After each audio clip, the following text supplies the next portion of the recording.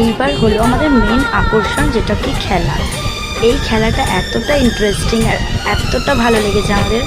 আমরা দেখো কতটা মজা করেছি সবাই। এই খেলাটার জন্যই আমরা অপেক্ষা করছিলাম।